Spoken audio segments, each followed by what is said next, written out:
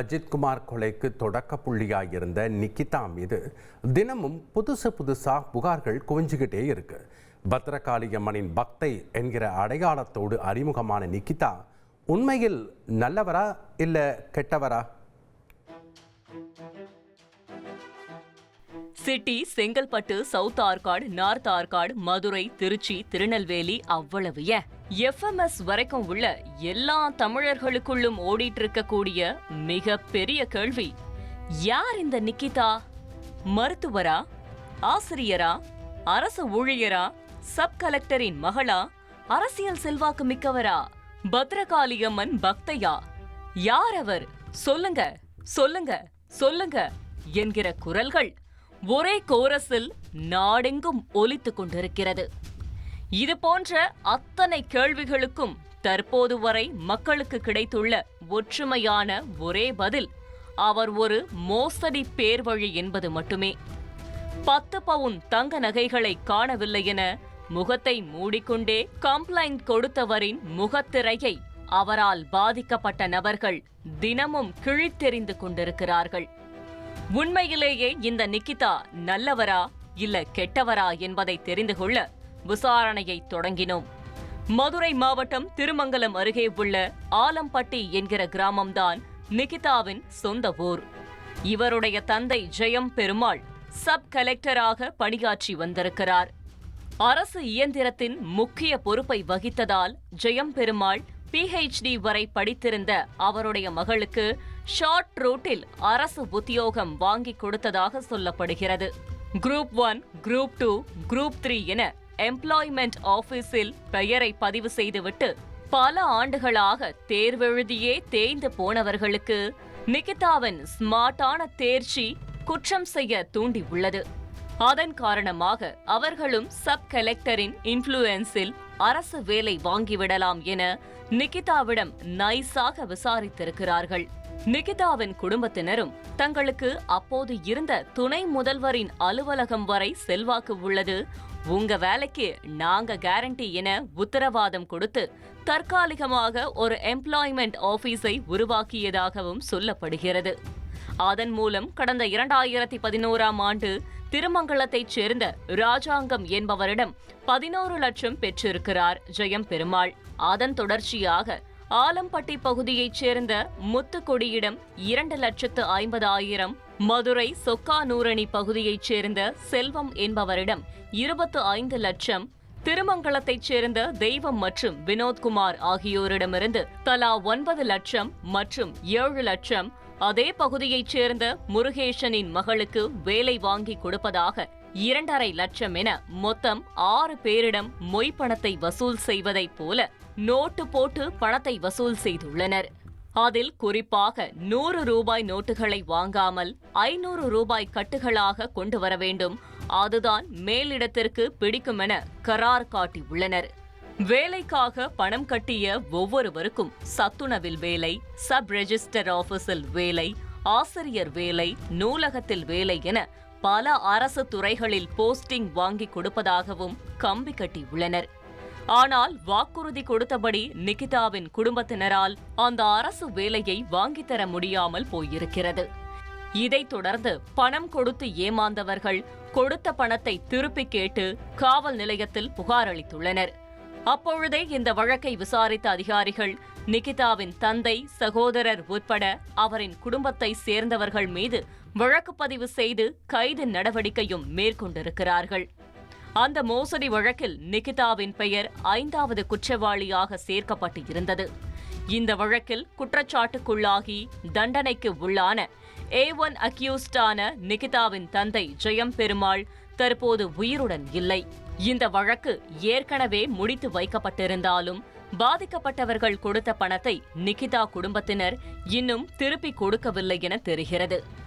அதன் காரணமாகவே தற்போது அவர்கள் அனைவரும் இழந்த பணத்தை நிகிதாவிடமிருந்து மீட்டு தரக்கோரி காவல் கண்காணிப்பாளர் அலுவலகத்தில் புகார் அளித்துள்ளனர். அதோடு நிகிதா நகையை காணவில்லை என தெரிவித்திருப்பது நாடகமாக இருக்கும் என்கிற குற்றச்சாட்டையும் முன்வைத்துள்ளனர். இந்நிலையில் நிகிதா அவருடைய தாயின் 10 பவுன் நகையை பறிகொடுத்த அன்று மடப்புரம் பத்ரகாளியம்மன் கோவிலில் என்ன நடந்தது என்பதை விவரித்த ஒரு காணொளியும் வெளியாகி இருந்தது. அந்த பையன் உள்ளே ஓடி போய் வீல் சேர் எடுத்துகிட்டு வராது. எடுத்துகிட்டு வந்து அம்மா அதில் உட்கார வச்சுட்டு அந்த ரேம்பில் என்னால் ஏற்ற முடியும். முன்னாடி நுழைவாயில் ரொம்ப அதிக இதாக இருக்குது. என்னால் தள்ள முடியல. சமதளத்தில் தான் தள்ளிடுது. இப்போ அந்த தம்பியை அம்மாவை தள்ளி அந்த இன்னும் நுழைஞ்சதுன்னு ஒரு குட்டி விநாயகர் கோயில் இருக்குது அங்கே கோயிலுக்குள்ளே அங்கே நிப்பாட்டி வச்சிடாரு. நான் அம்மாட்ட சொல்கிறேன், இருங்கம்மா தேங்காய் பழம்லாம் நான் வாங்கிட்டு வந்துடுறேன், வண்டியும் நிறுத்திட்டு வந்துடுறேன், இங்கே வாசல் முன்னாடியே நிறுத்தி வரேன். இப்போ அந்த பையன் வந்துட்டு, இல்லை மேடம் சாவியை கொடுங்க நான் போய் நிறுத்திட்டு வந்துடுறேன் சொல்கிறா. அப்படி எனக்கு வண்டியில் என்ன இருக்குது என்ன எடுத்தோன்னு, சரி தேங்காய் பழம் வாங்குகிறோம் அதுக்கு காசு வேணும், தட்டில் உண்டியலில் போட காசு வேணும். அப்போ என்னோடய ஹேண்ட்பேக் எடுத்துக்கிறேன். இவங்களோட ஹேண்ட்பேக் பின் சீட்டில் இருக்குது. எப்படின்னா ஒரு கட்டைப்பையில் கீழே பேக் வச்சுருக்காங்க, மேலே இவங்களோட துணிமணி. அன்றைக்கி ஆக்சுவலாக ஹாஸ்பிட்டல் போகிறதா தான் கிளம்பி போகிறோம். இவங்களுக்கு தலையில் வந்து ஸ்கேன் எடுக்கணும், அடிக்கடி தலை சுற்றுதுன்னு சொல்லிகிட்டே இருக்காங்க. ஸ்கேன் எடுக்கணும் டாக்டர் சொல்லுவாங்க, ஸ்கல் ஸ்கேன். இவங்களாம் அது ரொம்ப மெடிக்கல் ட்ரீட்மெண்ட்னாலே பயந்துக்குவாங்க. ஸ்கேன் எடுத்தால் ஏதோ ஆயிரும் எனக்கு. நான் வந்து மடப்புறம் காளியாத்தட்ட வந்து கேட்டுட்டு அவன் உத்தரவு கொடுத்தா தான் எடுக்கிறேன்னு எங்கே போகிற வழியில் சொல்கிறாங்க. ஸ்கேன் எடுக்கிறதுனால நான் வண்டி ஓட்டிகிட்டே சொல்கிறேன், நீங்கள் நகையெல்லாம் அங்கே ஸ்கேன் சென்டரில் போய் கழட்டாதீங்கம்மா. ஒரு செயின் 2 விலையில் 2 மோதிரம் சார், அங்கே போய் கழட்டாதீங்க. காரில் இங்கேயே கழட்டி வச்சுட்டு பத்திரப்படுத்திட்டு போயிடலாம். நான் உங்களை பார்ப்பேன்னா அதை பத்திரப்படுத்திட்டு இருப்பேன். கழட்டி வைக்கிறாங்க சார்.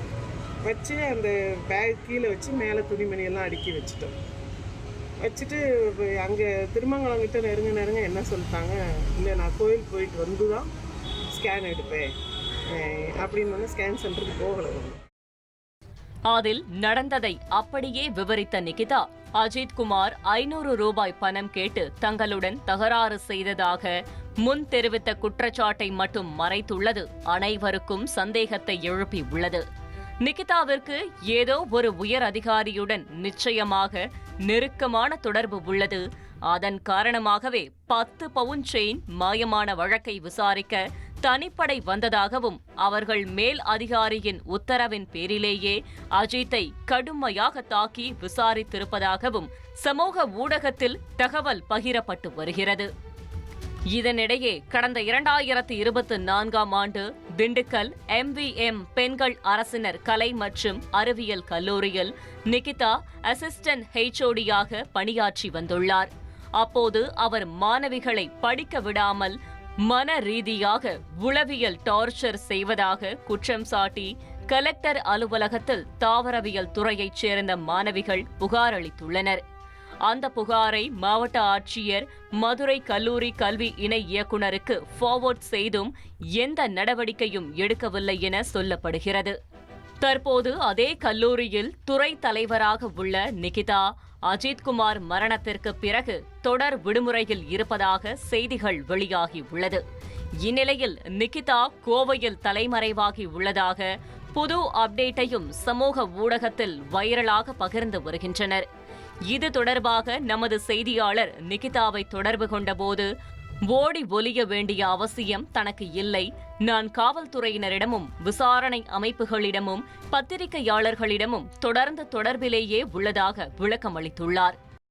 தலைமறைவாயிட்டோம்னா அவங்களுக்கு தோணுனபடி சொல்லிட்டு இருக்காங்க சார். என்னென்ன சொல்லணுமோ அதெல்லாம் சொல்லி, எப்போ போலீஸ் போன் பண்ணாலும் நாங்க அவங்களுக்கு பேசிட்டு தான் இருக்கோம். நேரவே நான் போய் ஸ்டேஷனும் போய் பார்த்துட்டு வந்தாச்சு, ஜட்ஜியும் பார்த்துட்டு பேசிட்டும் வந்தாச்சு.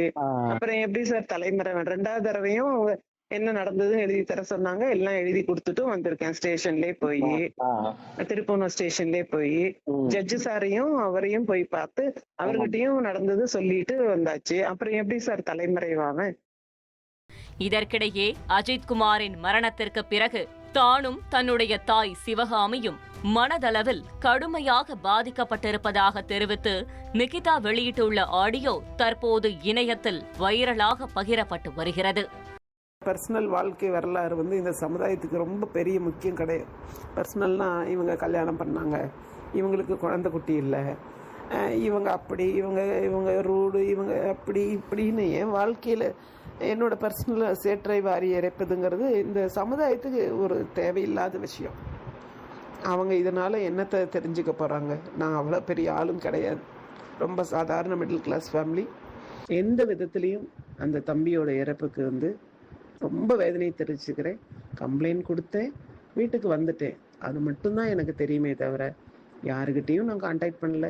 என்னோட கால் ரெக்கார்ட்ஸ் பார்த்தாலும் தெரியும். 1 வருஷம் கூட கால் ரெக்கார்ட்ஸ் பார்க்க எங்களுக்கு யாரையும் தெரியாது. அஜித்குமார் கொலை வழக்கில் நீதிமன்றத்தில் நிகிதா விரைவில் விசாரணைக்கு ஆஜராக உள்ளார். நீதிபதி மற்றும் அடுத்து நடக்கவுள்ள சிபிஐ விசாரணையின் முடிவிலேயே நிகிதா உண்மையில் யார், அவருக்கு தெரிந்த அந்த முக்கிய புள்ளி யார், அவர் உண்மையிலேயே 10 பவுன் நகையை பறிகொடுத்தாரா என்கிற முழு தகவலும் வெளிவரும்.